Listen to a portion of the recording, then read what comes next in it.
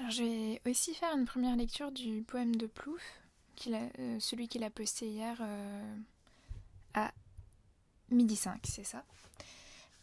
Et en fait, c'est pas tout à fait une première lecture, parce que je l'ai lu hier quand il a été posté, et je l'ai lu trop vite, en fait. Et du coup, j'ai eu ce mauvais réflexe de pensée qui a été de l'associer à tout un pan de la poésie de Damien auquel je suis un petit peu hermétique, en fait. Ce pan métaphysique, un peu rilkéen, où Plouf choisit des termes très très généraux et un lexique assez peu varié pour parler de grandes émotions, de grandes angoisses du monde, etc. Et en écoutant la première lecture d'Amophalos, qui est une très très belle première lecture, je me suis dit que j'avais été super injuste avec ce poème, que j'étais passée à côté. En fait, en adoptant des espèces d'œillères de lecture qui m'étaient conférées par l'habitude, enfin l'espèce de routine à travers laquelle je lisais Damien, et qu'il fallait que je revienne plus près de ce poème, parce qu'il avait continué un petit peu à me travailler, parce que pour moi c'est un poème collapsologiste, et ce sont des questions qui en ce moment me travaillent beaucoup aussi, à propos desquelles j'essaie d'écrire dans la traque solaire. Et voilà, du coup je me suis dit que c'était l'occasion de faire du coup pas une première lecture mais une troisième, pour voir quelle était ma lecture du poème, parce que j'ai trouvé celle d'Amphalos très intéressante, mais j'avais envie de... Enfin, je pense que je l'ai lu sous un prisme un peu différent, parce que je l'ai lu avec cette même angoisse de la maison qui brûle, de est-ce qu'on doit ou est-ce qu'on peut tenir bon, et voilà. Alors je vais faire une lecture extensive et puis ensuite je vais revenir vers à vers. Tu as si peur de l'avenir, il ne te reste rien de la lumière, lorsque le vent de l'Est, chargé de cendres et de poussière, vient te mordre les os. Mais songe que l'enfant tient bon. Même quand la maison brûle, même quand les parents meurent, l'enfant tient bon. Mutilée, la nature a encore en elle cette perle de lait qui coule depuis la colline, car il n'est de désert nulle part qui ne puisse encore accueillir la plus fragile des fleurs. Le soleil se lève pour tout le monde. Même morts, nous ne partons pas hors de la terre. Tu as si peur de l'avenir, alors je trouve cette deuxième personne assez puissante ici. Évidemment, on sent très bien que c'est une première personne voilée, mais qui vise peut-être à pouvoir aussi être adaptée au lecteur, s'il se reconnaît en tout cas, ou à la lectrice. Cette peur de l'avenir, j'espère que je fais pas une lecture simpliste, mais pour moi c'est quelque chose quand même d'extrêmement fort. C'est une peur qui est très contemporaine, parce que pour la première fois, l'humanité a peur pour l'avenir, parce qu'elle sait que ce qui peut arriver sera peut-être irrémédiable. Et c'est une peur qui finalement est très inédite. Il ne te reste rien de la lumière lorsque le vent de l'Est, chargé de cendres et de poussière, vient te mordre les os. Deux choses, là je trouve la rime très forte, lumière, poussière.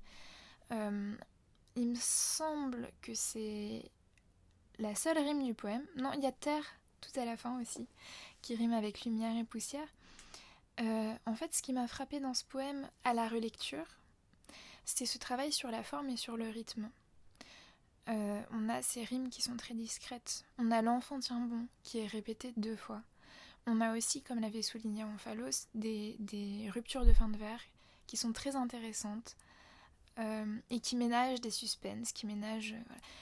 Et ce travail sur la forme, c'est quelque chose qui peut parfois manquer dans la poésie versifiée de Damien. Et je dis pas que c'est une écriture à la va-vite, ni rien, pas du tout. Mais que ce travail qui est purement rythmique, qui va condenser en fait le poème et en faire quelque chose de court et de fort et d'efficace, je pense que j'y avais en tout cas jamais été sensible comme dans ce poème-là. Ensuite, les cendres, la poussière et les eaux, on est sur un même lexique en fait. La cendre, c'est ce qui a brûlé. La poussière, ça peut être une poussière d'os aussi, donc on est vraiment dans une imagerie macabre, funèbre. Mais songe que... Alors ici, premier impératif du poème, une injonction, mais une injonction à au songe. Et le songe, le rêve, on est vraiment dans quelque chose de plutôt amélioratif. La songerie, finalement, qu'est-ce que c'est finalement? Sauf l'espoir. Songe que, et ici, on a une rupture qu'avait aussi commenté Omphalos. L'enfant tient bon. Et donc on ménage le suspense avant d'arriver à ça. Et ça, l'enfant tient bon, c'est peut-être l'expression, et d'ailleurs c'est pas un hasard si elle revient 2 fois dans le poème, donc l'expression centrale dans ce poème. Tenir bon, l'enfant qui tient bon. L'enfant, c'est ce qu'il reste d'enfant en nous, donc ce sont les jeunes générations, c'est l'espoir et tout ça.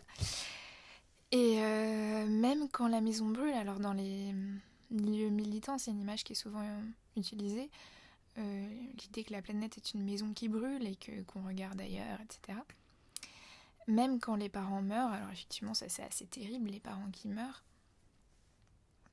l'enfant tient bon. Même, donc ces 2 concessions nous montrent que tenir bon, c'est aussi tenir bon dans la catastrophe.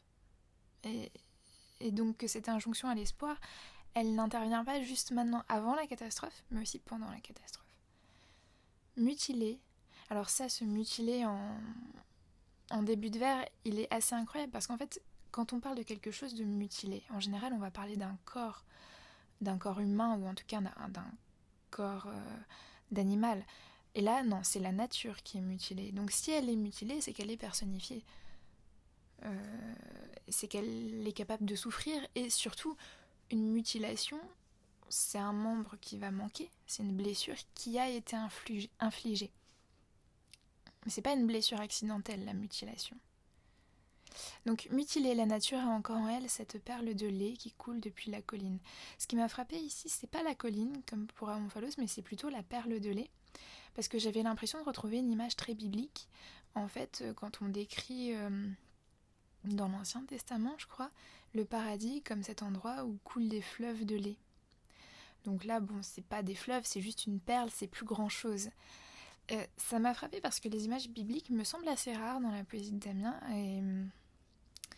et comme telles assez remarquables. Mais aussi parce qu'il y a tout un travail sur les couleurs dans ce poème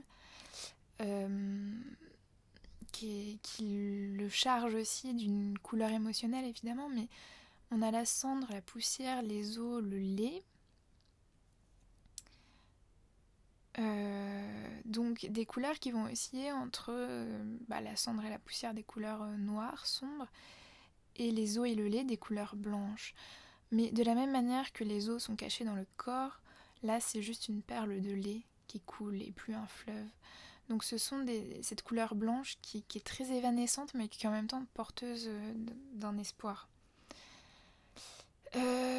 Donc car il n'est de désert nulle part qui ne puisse en cœur accueillir la plus fragile des fleurs. Alors oui, les déserts c'est aussi très ploufien comme image. Ici j'ai un petit problème, j'aurais juste un petit problème avec la double négation. Il n'est de désert qui ne puisse. Et ensuite le superlatif, la plus fragile des fleurs. Je trouve que c'est trop, que syntaxiquement c'est un petit peu lourd et que du coup peut-être ça obture l'efficacité de ces images. J'ai aussi autre chose, autant cette perle de lait, et je la trouvais très puissante comme image, autant la plus fragile des fleurs, fragile fleur, je trouve que peut-être c'est pas trop lyrique, hein. Mais ça va pas avec le reste du poème. Peut-être qu'il aurait fallu identifier une fleur précise, ou peut-être pas la qualifier de fragile, ou peut-être... Voilà, je sais pas. Je vois l'image, je la trouve belle, mais je trouve qu'elle est mal exprimée. Voilà. Le soleil se lève pour tout le monde. Alors là, j'en ai une lecture vraiment au premier degré, pas comme à Omphalos. C'est-à-dire que pour moi, le soleil se lève pour tout le monde, c'est cette idée qu'on vit tous sur cette planète et qu'il y a une fatalité, c'est-à-dire que tous les jours, le soleil se lève, même si la maison brûle, même si le vent vient nous mordre les os, même si tout disparaît, le soleil continue de se lever. Et c'est peut-être aussi pour ça qu'il faut tenir bon, hein, parce que, voilà. Même mort, alors il y a beaucoup de même hein, dans ce poème, même quand la maison brûle, même quand les parents meurent, même mort. Donc beaucoup de concessions qui sont faites à la catastrophe. Pourquoi est-ce qu'on lui fait toutes ces concessions? Parce que de toute façon, on sait qu'elle va arriver. Et la question qu'on doit se poser, c'est peut-être comment composer dans la catastrophe. Alors moi, dans mes poèmes de la traque, je me demande si on a le droit de rire, si on a le droit de la tricoter, si on a le droit de regarder des hommes couler dans le lac. Mais c'est une façon un petit peu ludique et de biais d'aborder la chose. Chez Plouffe, il y a un truc beaucoup plus sérieux peut-être. Hein. Donc même mort, nous ne partons pas hors de la terre. Ça, c'est très, très fort parce que, en fait, j'avais l'impression, je sais pas si c'est volontaire ou pas, mais ça produit en tout cas cet effet de lecture, qu'avec cette image paradisiaque de la perle de lait qui coule depuis les collines, on reprend le motif de la Bible, en fait. C'est au paradis qu'on accédera à des fleuves de lait. Mais ce que nous explique Plouffe, c'est qu'en fait, même quand on meurt, on ne part pas de la terre, on reste sur terre.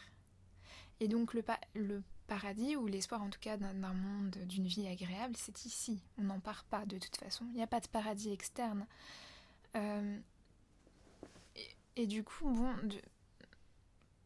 c'est pas dit d'une façon grandiloquente, mais c'est quand même dit. Il y a aussi cette polysémie autour du mot terre. Hein.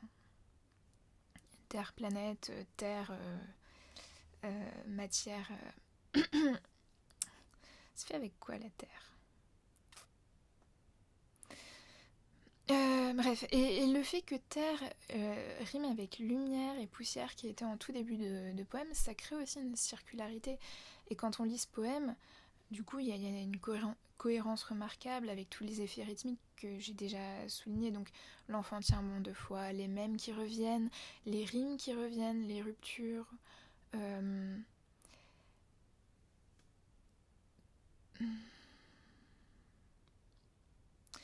Il y a une chose que j'ai pas comprise, peut-être que parce que je manque, là pour le coup, de références, de connaissances climatologiques, c'est le vent de l'Est.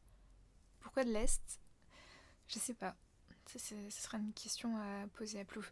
Bref, voilà, je vais achever ici parce que j'ai déjà trop parlé. Mais c'est un très très beau poème, très précieux, très efficace et finalement qui m'a beaucoup touchée. Donc c'est la preuve qu'il faut savoir sortir de ses habitudes et son confort de lecture.